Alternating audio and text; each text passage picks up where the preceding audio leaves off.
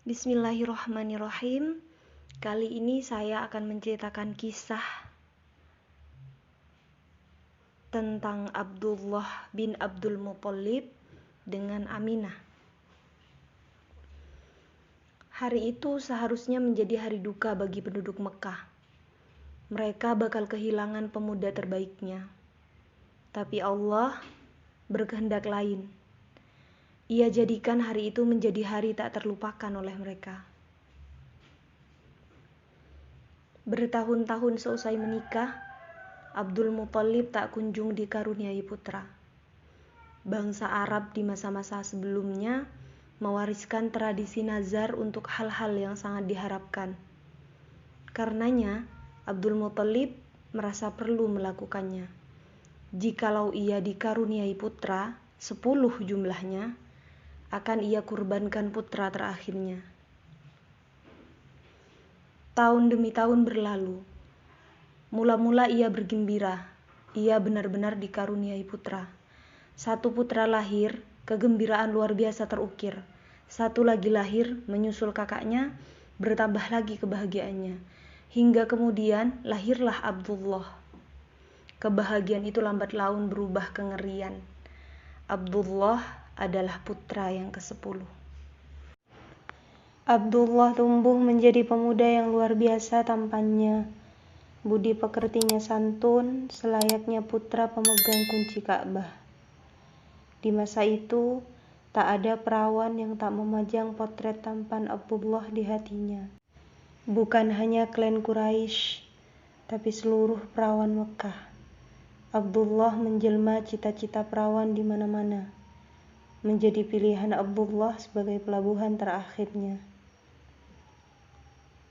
Tetapi hari itu tetap tiba.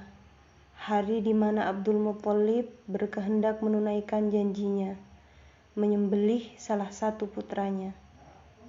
Berbagai rayuan dihaturkan pada Abdul Muthalib untuk mengurungkan niatnya. Dari keluarga hingga tetangga, semua berakhir percuma. Tetapi sungguh, masyarakat Mekah tak rela pemuda setampan dan sesantun itu meninggalkan dunia ini dengan sia-sia. Abdul Muthalib sebenarnya tak kuasa membunuh Abdullah.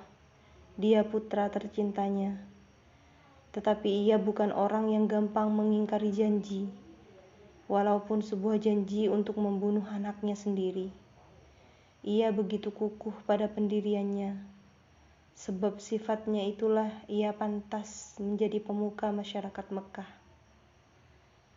Tetapi kaum Quraisy yang enggan kehilangan pangeran terbaiknya itu menawarkan hal yang tak bisa ditolak Abdul Muthalib.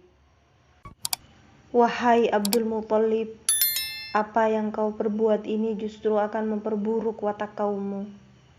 Mereka akan menganggap pembunuhan ini sebagai perbuatan yang wajar. Toh, pemimpin kita juga melakukannya. Dan apa yang akan terjadi tahun-tahun kemudian?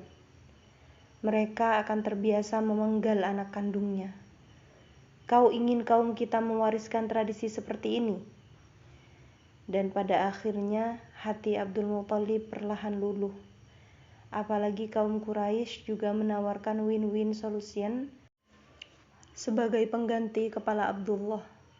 Abdul Muthalib dipersilahkan untuk menyembelih 100 unta. Ia terima itu. Kabar batalnya pengorbanan Abdullah itu tersiar cepat. Maka bergembiralah seantero Mekah, tak terkecuali seseorang di sudut rumah sana. Perempuan muda yang tak kalah tenarnya dengan Abdullah. Dialah Aminah. Rumahnya sangat dekat dengan bukit tempat Abdul Muthalib melaksanakan kafarotnya.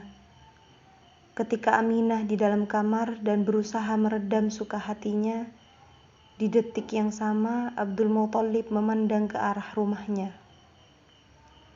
Ibu, untuk apa pemuka Bani Hashim itu datang ke sini?